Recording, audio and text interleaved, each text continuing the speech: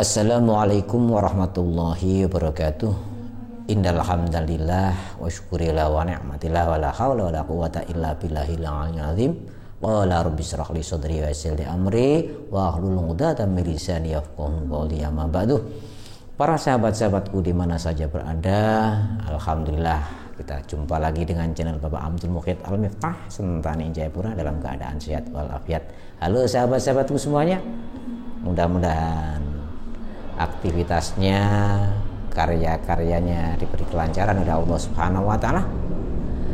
Diberikan nikmat Allah Subhanahu wa taala berupa nikmat sehat dan sempat, sehingga dalam hidup dan kehidupan selalu damai, tentram, bahagia dan sejahtera serta barokah dalam hidup dan kehidupannya. Allahumma amin. Sahabat-sahabatku yang berbahagia, adapun pertemuan kali ini saya mau membahas tentang adanya wirid yang ada kaitannya dengan wirid yang telah saya ijazahkan kepada saudara-saudaraku semuanya. Dalam hal ini mendalami ataupun mengupas adanya wirid yang telah saya berikan ini tadi, apakah wirid ini menyimpang dari ajaran agama Islam ataupun tidak.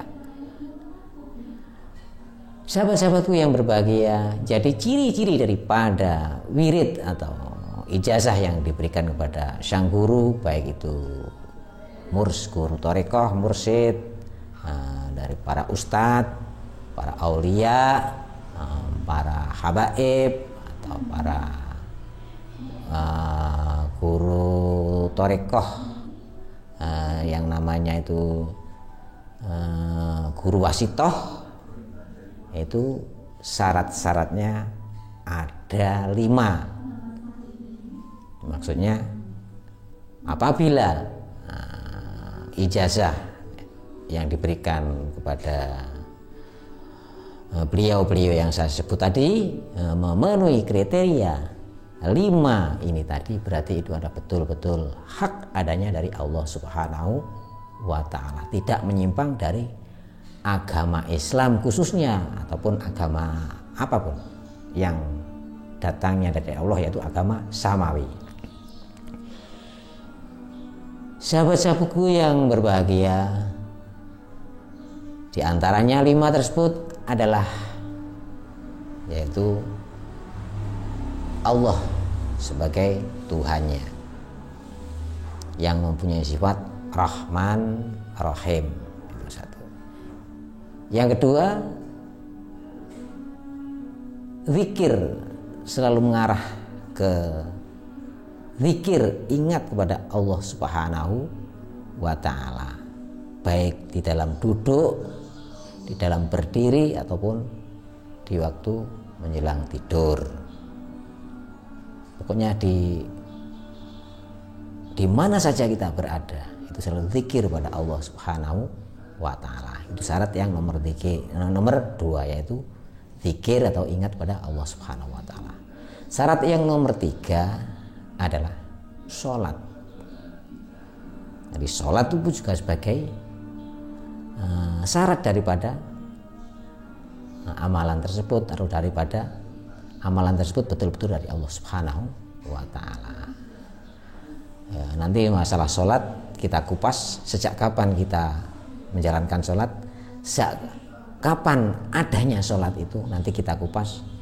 Kalau ada waktu ya sekarang, kalau tidak ada waktu di lain waktu. Yang nomor 4 yaitu sedekah. Apabila sang guru atau beliau-beliau yang saya sebut tadi menganjurkan pada sang murid atau guru yang telah memberikan ijazah menganjurkan untuk bersedekah, yaitu berbagi kebaikan kepada umat manusia, jami'il makhlukin, kepada seluruh makhluk. Yang nomor 5 yaitu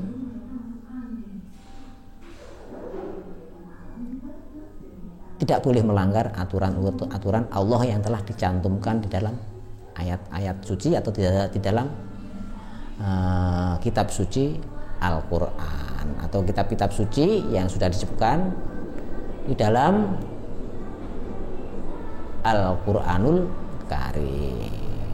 Nah, apakah Al-Quran saja yang harus kita percayai? Enggak. Semua kitab yang sifatnya samawi yang turun dari Allah Subhanahu wa taala itu kita harus yakini bahwa itu betul-betul benar keberadaannya adalah agama dari atau wahyu dari Allah Subhanahu wa taala. Karena itu adalah salah satu dari syarat iman kita kepada Allah Subhanahu wa taala. Dalam surat Al-Baqarah disebutkan wal a'udzu billahi minasyaitonir rajim. Bismillahirrahmanirrahim.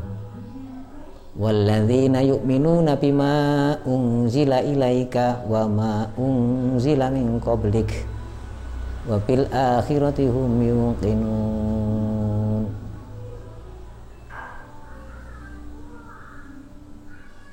Walladzina yu'minuna bima unzila ilaika wa ma unzila min qablik.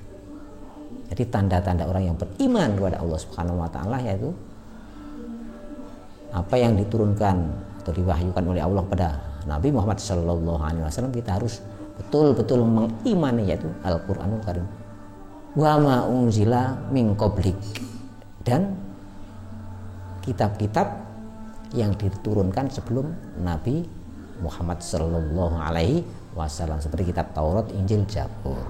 Terus percaya betul itu bahwa hak adanya. Yang nomor 5 yaitu dilarang keras untuk menjalankan larangan-larangan Allah Subhanahu wa taala. Makan daging babi. Itu mulai agama, mulai dari zaman sebelum Masehi hingga setelah Masehi itu yang agama sifatnya samawi melarang keras untuk memakan daging babi. Nah, saya ulangi lagi, maka syarat-syarat daripada ijazah yang diberikan oleh sang guru itu betul-betul dari Allah Subhanahu wa taala dan ridho atas Allah Subhanahu wa taala. Ada 5 syarat, yaitu Tuhannya adalah Allah Subhanahu wa taala. Mulai agama pertama hingga akhir itu agama satu, Tuhannya satu, yaitu Allah Subhanahu wa taala, sifatnya Rahman Rahim. Semua kitab ada menyebutkan ini. Baik itu sebelum Masehi ataupun sesudah Masehi. Yang nomor 2 yaitu ingat kepada Allah Subhanahu wa taala.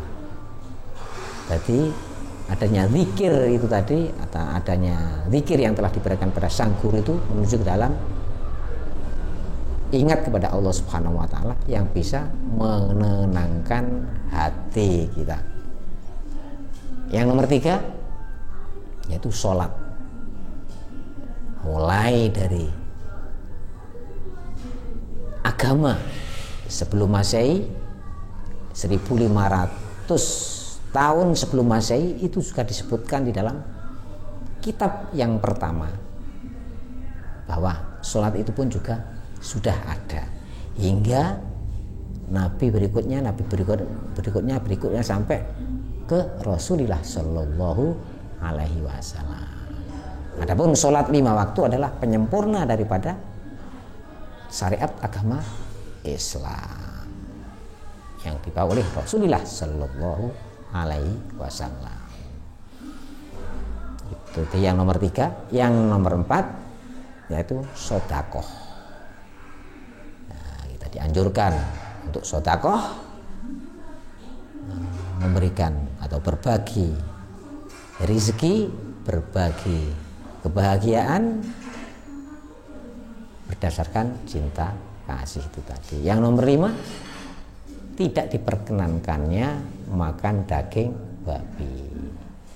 Jadi mulai agama yang pertama, maksudnya mulai kitab yang pertama sebelum 1500 sebelum Masehi hingga sampai ke Rasulullah Shallallahu Alaihi Wasallam, semuanya itu ada tertulis bahwa daging babi itu haram.